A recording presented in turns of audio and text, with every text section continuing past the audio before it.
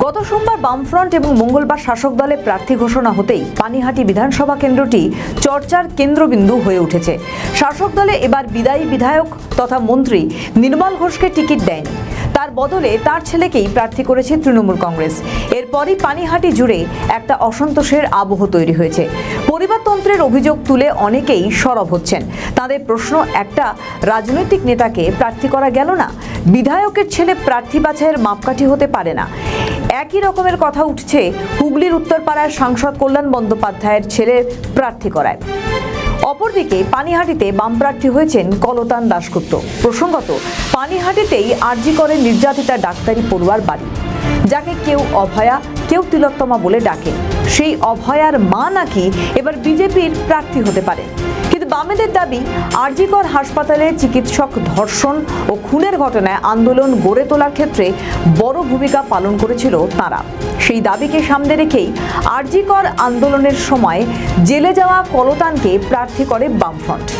সেই নিয়ে প্রচারও শুরু করেন এই বাম যুবনেতা। আর এতেই মূলত ক্ষুব্ধ হয়ে অভয়ার মা বিজেপিতে যোগ দিতে চাইছেন। বিজেপি এখনো পানিহাটি প্রার্থীর নাম ঘোষণা করেনি। জানা যাচ্ছে তাকেই প্রার্থী করা হবে। যা আইনি জটিলতা আছে সেটা মেটানোর কাজ চলছে। সব মিলিয়ে পানিহাটি এখন 294 আসনের মধ্যে অন্যতম একটি কেন্দ্র হতে চলেছে।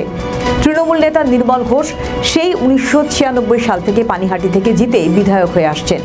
তাকে এবার সরিয়ে দেওয়ার পিছনে অভয়াকাণ্ডের ছায়া রয়েছে বলেই মনে করছেন বিশ্লেষকরা।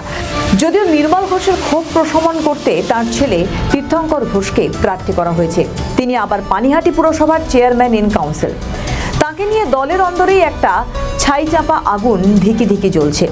পরিস্থিতি সামাল দিতে তৃণমূলের দমদম ব্যারাকপুর সাংগঠনিক জেলার সভাপতি পার্থ ভৌমিক প্রার্থী সহ অন্যান্য নেতাদের নিয়ে আলাদা বৈঠক করেন। যদিও নির্মলের দাবি, তার ছেলে ছোটবেলা থেকেই রাজনীতিতে রয়েছে, এলাকায় যথেষ্ট পরিচিত, কিন্তু নাটক জমে উঠেছে বাম বিজেপির মধ্যে। অভয়ার মা বামফ্রন্টের বিরুদ্ধে বিস্ফোরক সব দাবি করেছেন। তার দাবি, তার মেয়েকে নিয়ে নোংরা রাজনীতি করতে চেয়েছিল সিপিএম, তাই তিনি নিজেই বিজেপির প্রার্থী হতে চেয়ে আবেদন করেন।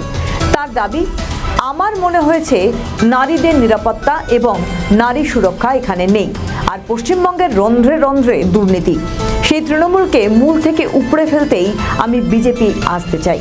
কিন্তু বামফ্রন্টের দাবি, কলতান আরজি কর আন্দোলনের সময় জেলে গিয়েছিল, তারাই অভয়ার বিচার চেয়ে এত বড় আন্দোলন গড়ে তুলেছিলেন। অভয়ার মা এখন যদি বিজেপির প্রার্থী হয়ে যান, তাহলেই চাপে পড়তে পারেন বাম তৃণমূল। আমাদের ভিডিও ভালো লাগলে লাইক ও শেয়ার করুন, কমেন্ট সেকশনে আপনাদের মতামত জানান। আরও ভিডিও পেতে আমাদের চ্যানেলটিকে সাবস্ক্রাইব করুন এবং প্রতি মুহূর্তে খবরের আপডেট পেতে প্রেস করুন বেল আইকন।